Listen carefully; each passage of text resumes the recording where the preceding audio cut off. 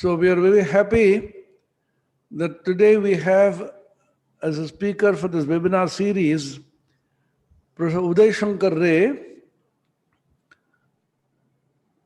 who is a faculty, a professor in the Department of Sports Science and Yoga in RKMVERI deemed university. And his background is physiology. His work as a research scientist in the Government of India's DRDO for a long time. And he is very much interested in yoga and the study of yoga from the scientific point of view. And he was associated with the university established in Bangalore for the study and research into yoga called IUC-YS. And on account of his remarkable work in yoga, IUC-YS awarded him the DSc honoris causa. Today he will speak on common yoga protocol and its possible benefits. Professor Ray. I am extremely sorry for this inconvenience.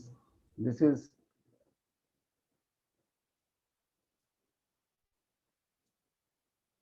so I'll just this as this is a common yoga protocol and its possible benefits. So common yoga protocol actually basically it has been taught by our Minister of Ayush, and here some packages of yoga practices are there which has been practiced in the International Yoga Day and all, and it has got importance in the sense the lakhs of people are practicing this one.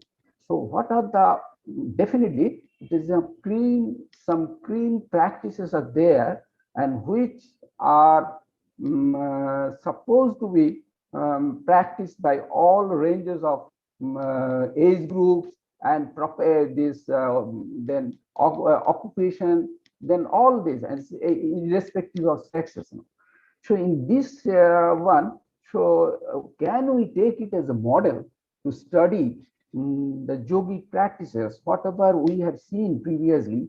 Lots of study. I have got my own lab previously, and in different angle, it is from exercise physiology, it's on neurophysiology, it's on so many projects I had to contact, and many of my colleagues are there and all. So there are substantial number of data, and from that one I am presenting. Message just ahead. You are jumping too much.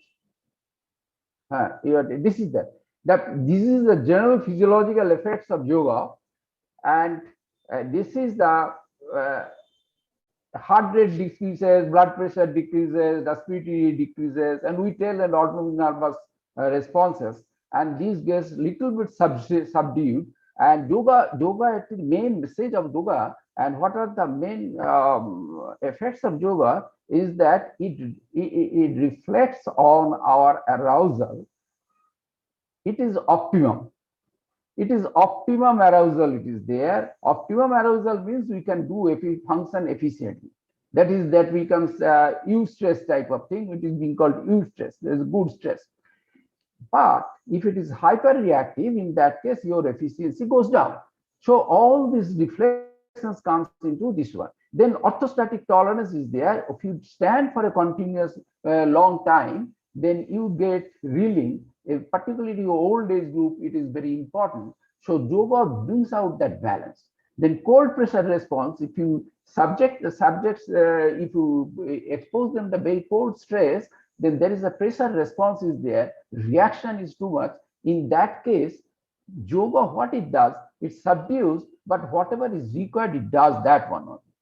Yoga actually helps in tolerance. The message of yoga is that tolerance, endurance, conservation, all these things per se will be there in yoga, and all our tests, it reflects that one. I wanted to show that one, but if I can't give every slides I explained, please, I have to keep up the time, so I'm just going on.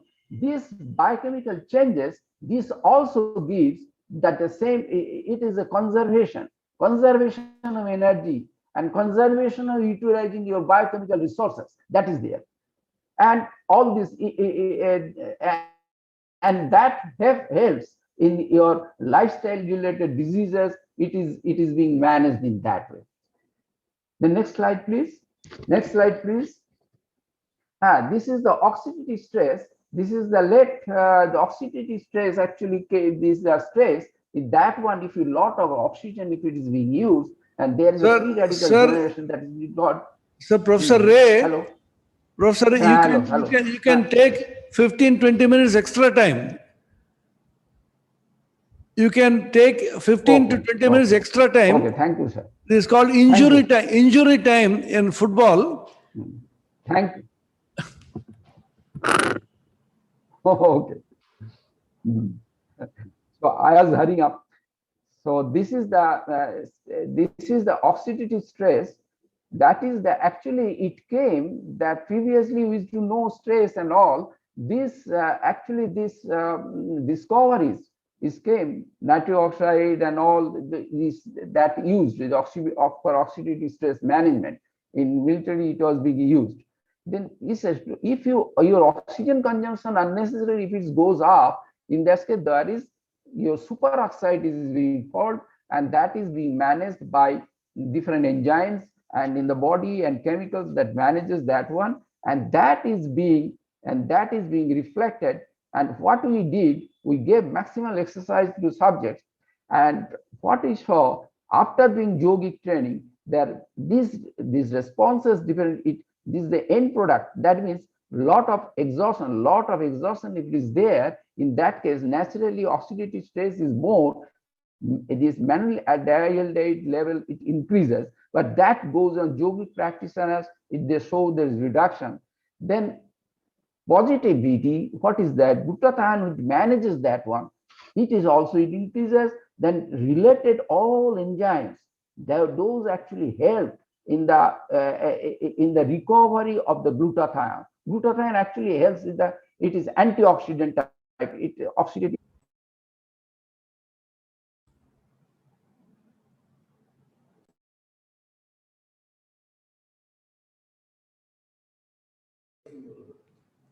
Sir, audio is not working.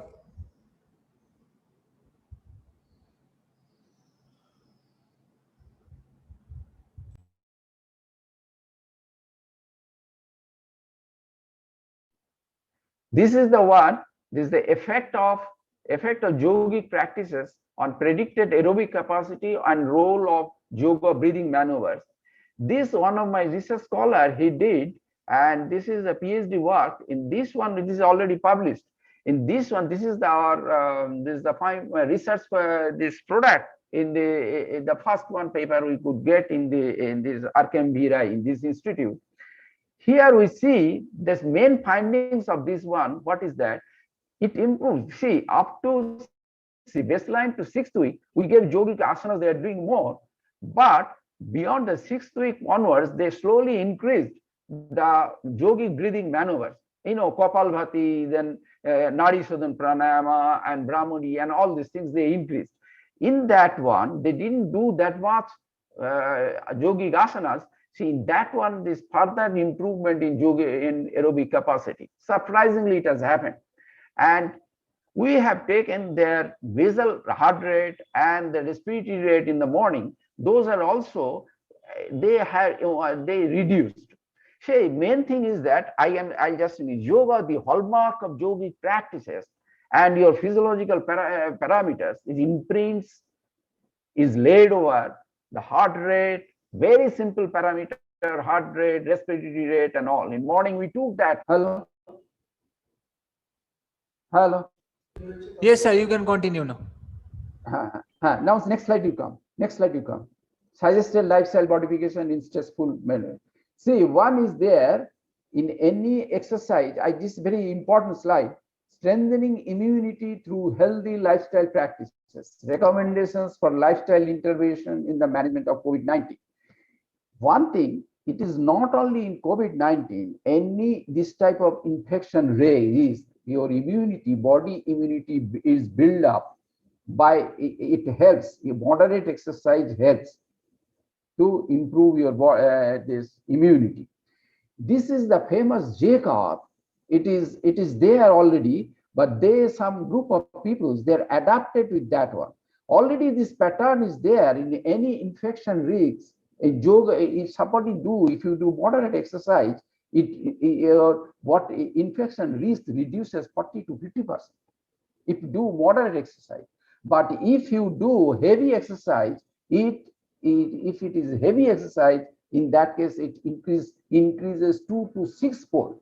It's elevated. That is, infection risk is more. So in this situation, in this infectious pandemic situation, if you are active, even if you avoid, do household work, then your moderate exercise is there, and that will be helping you. This is the message of this slide. Okay, and yoga, exactly, it helps that one. Next slide, please. Next slide.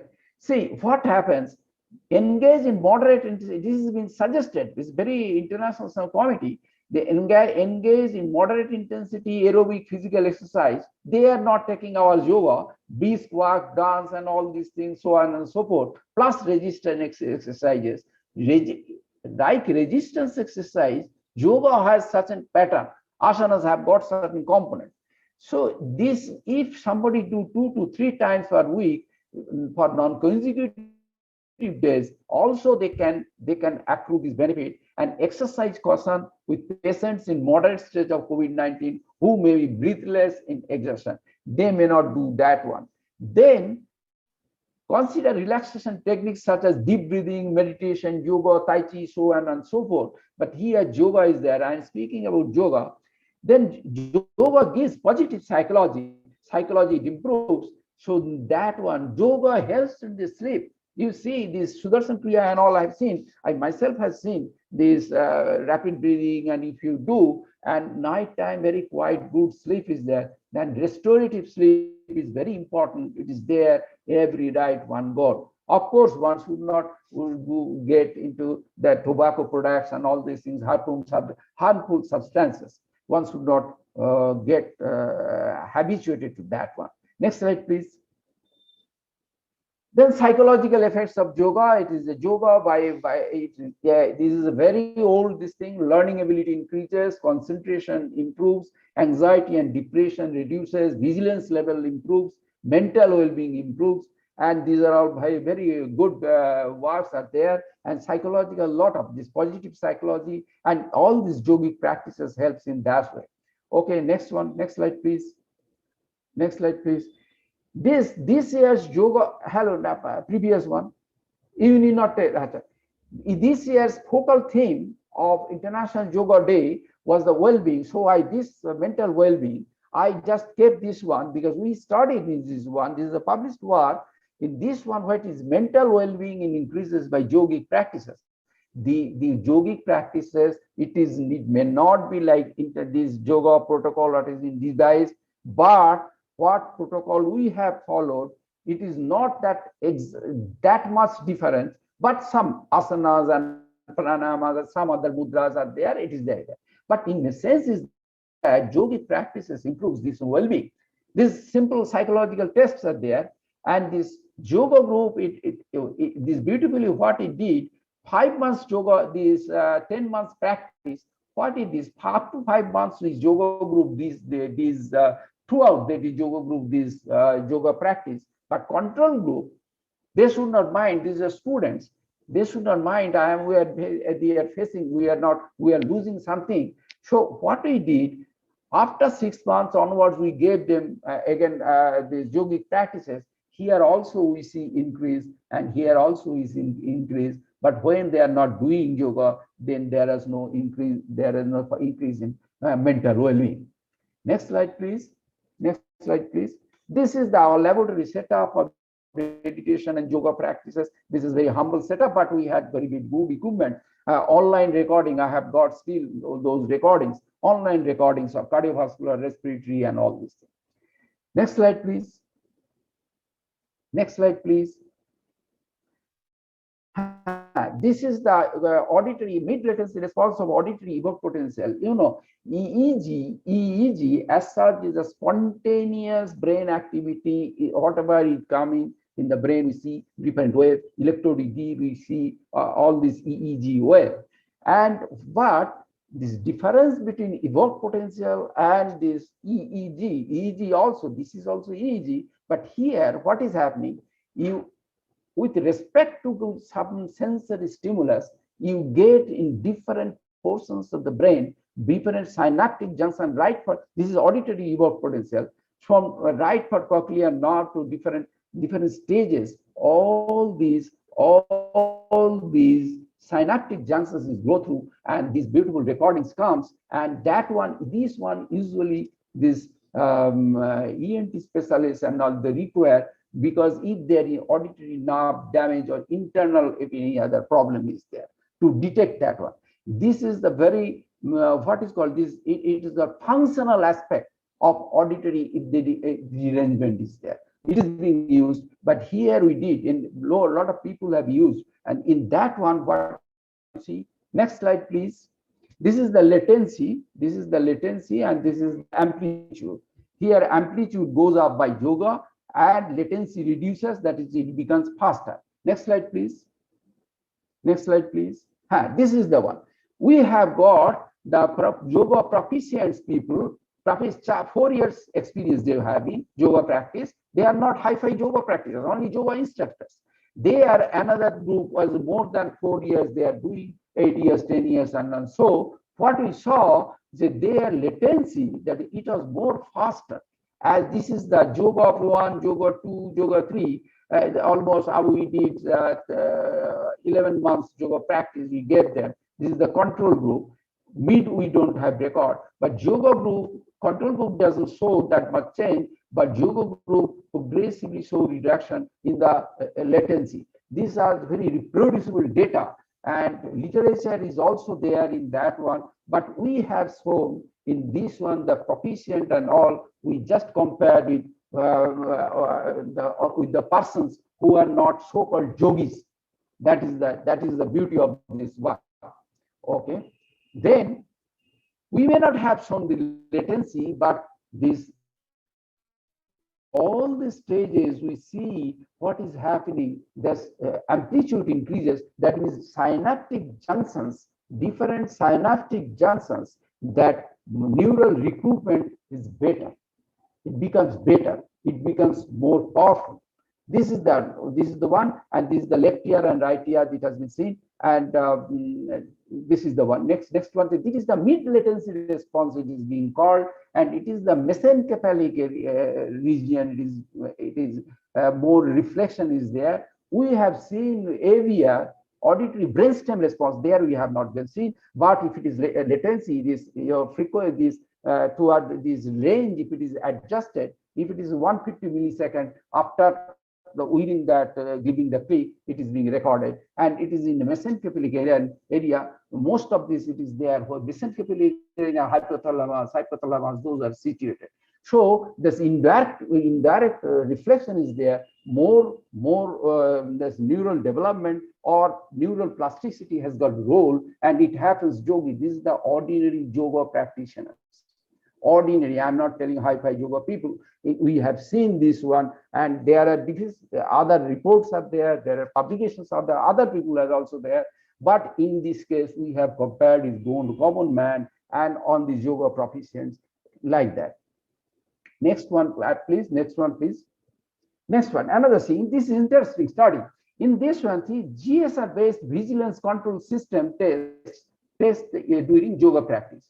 One yoga practitioner, what he did, this GSR-based visit, this is usually seen that the some equipment, they are using the train divers they use, that GSR, galvanic skin resistance, the time they it changes, it goes, if it is little high, it is reduced, that is good, that is more relaxed. If it is high, that means it is based on sweat gland activity.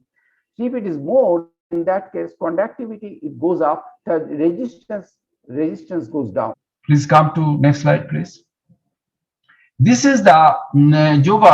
This is, I'll be focusing on that. This is a subjective well-being, you see, and this melatonin. All the other parameters, psychology, cardiorespiratory, and all I have told. But this, you can see, subjective well-being, the times it improves in yoga practices. Melatonin is related to the melatonin hormone, and nighttime usually it is highest. And we see this is a yoga group. This is yoga group, red one. This it goes significantly improves.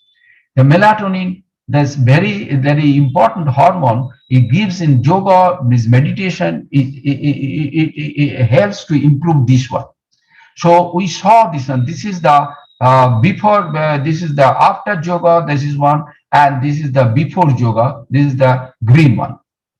So we see this remarkable melatonin rhythmicity before and after 3 months of yoga meditation. Here in this program, we gave more stress on meditation, and we have seen this one. These are, next slide, please. This is again another study. This is again RKMVERI in here. These institutes I did last year. Some my student did, MPhil student. What they say that the CTD is cumulative trauma disorder. Cumulative trauma disorder, how it develops? It develops by, if you do odd posture while working or moving or anything, odd posture, and it may happen in the factories, it may happen in the house for housewives, it may happen in any location. If you are in a proper posture and if you are stressing your joints more, then initially it is in subclinical level, but days together, it comes and days together, months together, somebody practices, somebody does the same odd postures. In that case, it happens. Even vibratory equipments and all, if it is being used, it happens. So this one we show leather boot making industry workers they are seen. In that one, we see that by yogic practices, I have only shown the cervical region, thoracic region, lumbar, other regions is also there. You see the baseline value, the ILC lumbar one, you see baseline value was this. This is the perceived pain. This VLS, which is visual analog scale we have used in that one. This is subjective data. With that one, goniometric data we have taken, how much angle he can lift the leg, that also it has been checked. In that one, what I have seen, this is pain reduces the first weekend, second weekend, and third weekend. This is the message. Pain, it reduces, and this is the doctor's domain. I didn't touch upon that. This one's we filtered out the people who are in lot of pain and they can move that much. In that case, only in subclinical level we have seen, and there are these common people in the factory level. This work was done. So yoga practices in that way. Yogic stretching practices itself, it is analgesic type. That's why it happening. Next slide, please. Next slide, please. This is our favorite slide. This yoga improves high altitude tolerance. I have made it is compact. I was telling yoga helps in the ventilation increases, respiratory rate it reduces, then hypoxic ventilatory response it lowers. You may ask me, high altitude there is hypoxia is there. If you reduce the hypoxic ventilatory response, in that case, what is the use of that one? Because this too much of sensitivity, our chemoreceptors, that is that chemoreceptor is being called, it is there on the ventricles and the brain. Then we are having in the carotid sinus and the carotid bodies, they are very heavy. But what is happening, the time carbon dioxide level goes up, it gets stimulated, and oxygen also, if it lower, it gets stimulated, and this ventilatory rate it increases. So surprisingly, this is a very good publications are there. What is it? Lancet and European Respiratory Journal, and we have done also the respiratory other works. In that one, what I'm telling, the chemoreceptor sensitivity reduces if you do slow pranayama, I am not telling that other pranayama, I am not telling that Ujjayi and all, a lot of training it requires, but simple Nadi Shodhana pranayama, if he does, he can practices and slow breathing, it helps. And you know, it has got reciprocal relationship with baroreceptor sensitivity. The day chemoreceptor sensitivity goes down, simultaneously it has got reciprocal relations, the mechanism and all, it is there, very good publications are there. What happens? Your baroreceptor sensitivity increases. That means those people, those who are people doing slow pranayama, this is also good publication. Mind that I am speaking just that it is here beautifully. One side it has that one, other side your respiratory, if it is your blood pressure goes up too much or goes down, if it is, then takes care of baroreceptor sensitivity, it becomes better. What is happening? Suppose somebody is having hypertension in essential hypertension. I'm not in secondary hypertension. I'm in primary hypertension. In that case, what happens? It is mainly happens due to this sluggish baroreceptor sensitivity, and that gets attuned. This is simple. This is a later part. It has these findings have come. Apart from this, yogi inverted postures, this is one paper we are having, that also helps in that one. Then what is the message of this slide is that Everest climbers without supplemental O2, whatever chemoreceptor sensitivity has been seen, yoga practitioners it has been seen, and that of course it is there in high altitude natives in Sherpas. Okay, these are the blunted chemoreceptor sensitivity. Not only happens high altitude natives and yoga practitioners. I was telling, yoga helps in balance. Yoga does not allow to extreme situations. It makes a natural safeguard for that one. Right, both the ways it doesn't. All my slides have got this reflection. I want to think that whether our new yoga protocols, what has been IUC has made, whether that is helpful. I'm not telling going to do high altitude tolerance. Other kind of experiments are there, show a lot of work. This is the minds of work are there. One should explore, because for common people they will be benefited. Next one, please. This is again another same picture. See, effect of Sitali and Sitkari pranayama on heat stress conditions. This is 40 degrees Celsius, June month.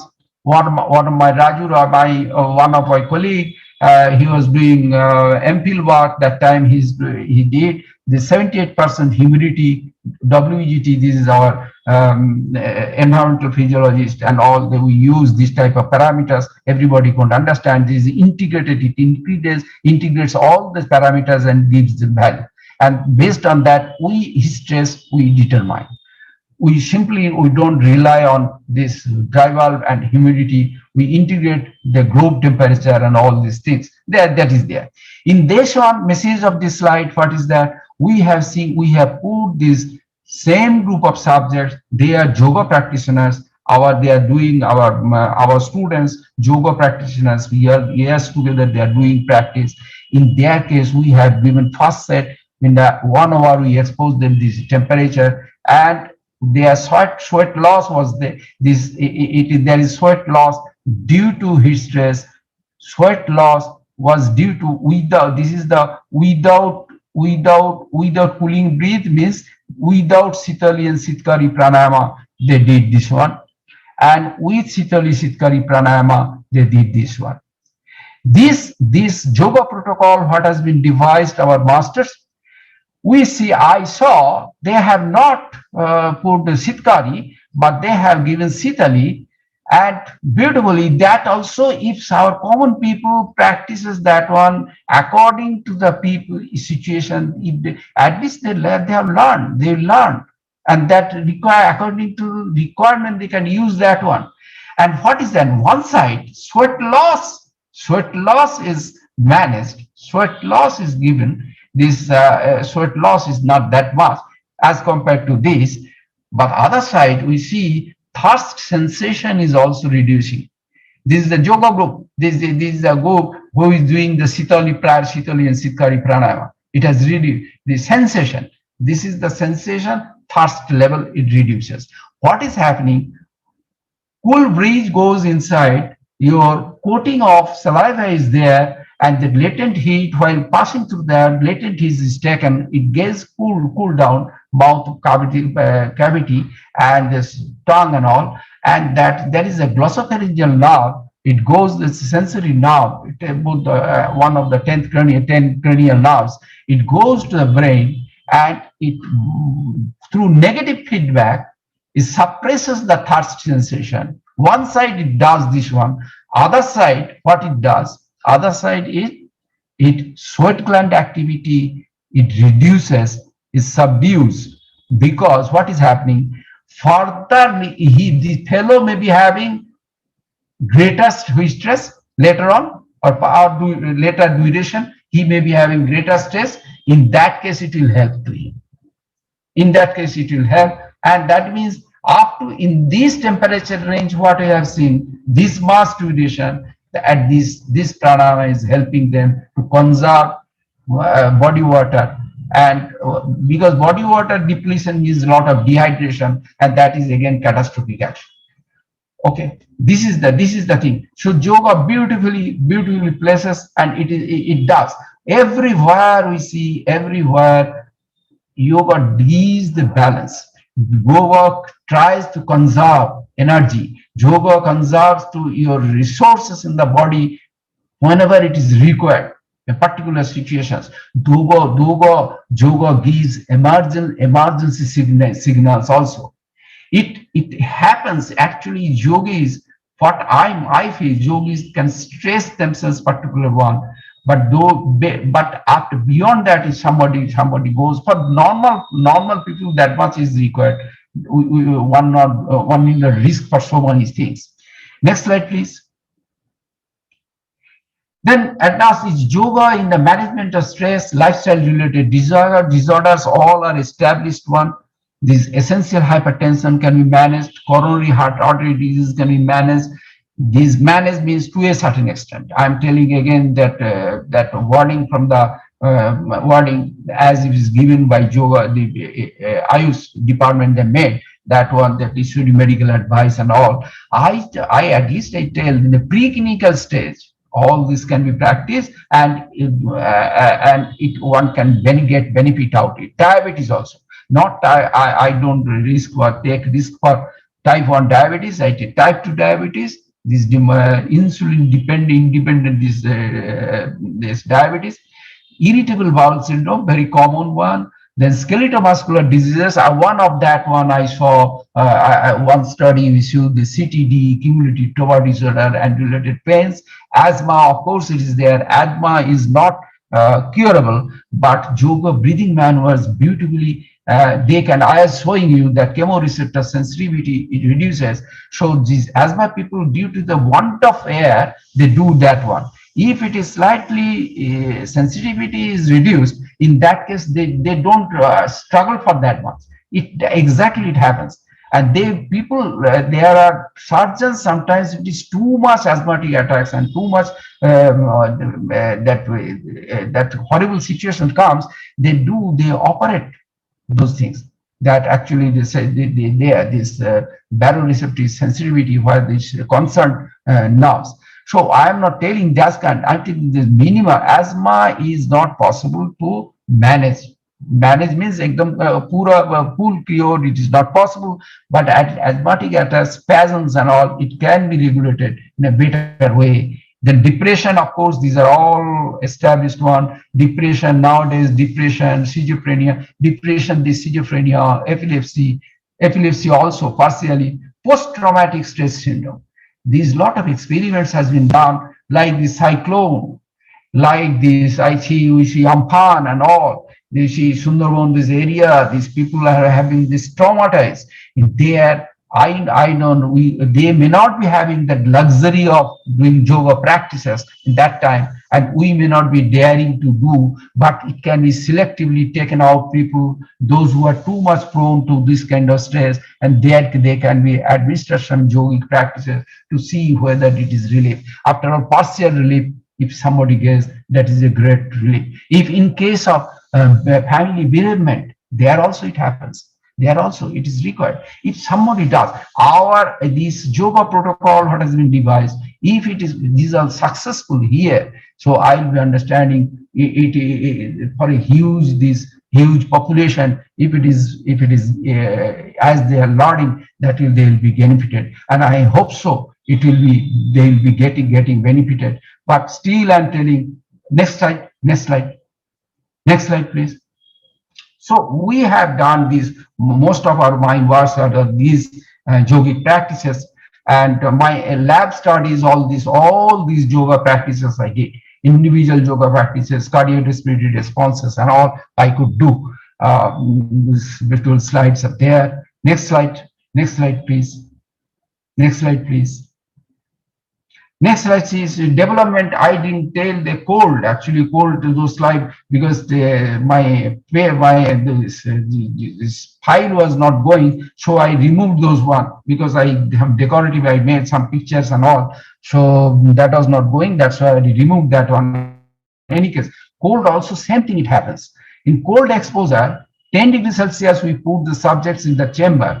That is very controlled chamber, sophisticated chamber. We have seen that 10 degrees Celsius for 2 hours we kept wearing only shorts. In that case, yoga group conserve their fall in core temperature, internal body temperature was much less as compared to the PT group. These words are more military importance. But since many of the people in different zones of the world, they are in cold climates also, only for them also it will be supposed to be helpful. And this development of yoga protocols for common man on scientific basis, if it is occupation specific, it can be classified like that, where meditative components should be more stressed, where pranayama components should be more stressed, where meditative and pranayama components should be equally stressed, where meditative and pranayama components should have less stress, but asanas and kriyas should have emphasis. So next slide, please. I think thank you very much for this. With all these troubles, I don't know whether I could get to you. Thank you very much.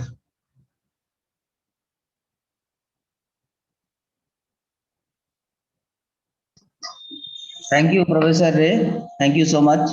So there is one question, we will read it out and we request you to answer. Okay. Can you please elaborate on the topic that whether yogic practice helps lessen DOMS, that is a delayed onset muscle soreness? Yes. The stretching. If somebody is stretching, am I clear to you? The stretching helps that one. Stretching is analgesic. I was telling you that, you see, hello? I'm audible? Yes, sir. Yes, sir. What I was telling, this I actually, I know there's some exercise physiology book, very famous man. He did the DOMS chapter itself here. He was telling that DOMS, and he devised what our cricketers are doing. That different he copied from our yogic systems, asanas and all they did. And I know this basics is that yoga, these asanas, the stretching itself, it is analgesic, and it happens like that. Am I clear to you?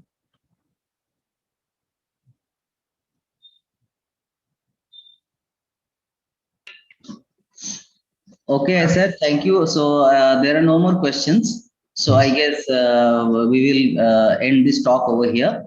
Thank you very much for your nice talk and the nice answers that you gave. So thank you everybody for participating. Tomorrow Dr. Shubhadeep Pal will speak on a neuroscientist's view of consciousness. Please attend at 6 p.m.